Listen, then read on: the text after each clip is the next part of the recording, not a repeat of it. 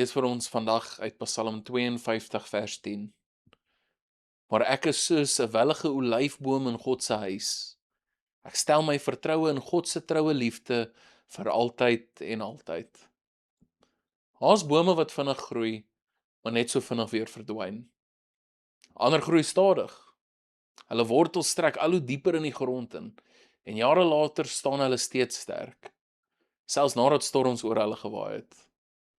Wat bo die grond sigbaar is, word bepaal deur wat onder die grond gebeur. Psalm 52 vertel van twee heeltemal verskillende maniere van leef. Aan die een kant staan Doeg, 'n man wat sy eie voordeel gesoek het deur leuns en verraad. Vir lang tyd het dit gelyk asof hy suksesvol was. Aan die ander kant staan Dawid.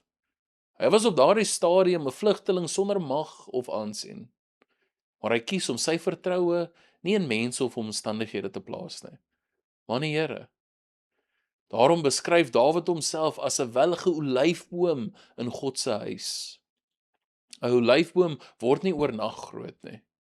Dit groei stadig, maar sy wortels word diep en dit dra oor baie jare vrug.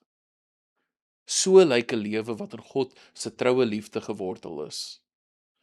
Omstandighede verander, mense stel teleur en onreg sal gebeur. Maar die een wat sy lewe op die Here bou, vind steeds nuwe krag by hom. Ons leef in 'n wêreld waar mense dikwels sukses meet aan geld of invloed of erkenning. Psalm 52 herinner ons egter dat ware standvastigheid nie daar gevind word nie. Dit groei in 'n hart wat elke dag leer om op God se troue liefde te vertrou. So 'n lewe mag dalk nie altyd die vinnigste of indrukwekkendste lyk nie, maar dit is 'n lewe wat bly staan. Waarin het jou lewe vandag sy diepste wortels? Is dit in dinge wat kan verander?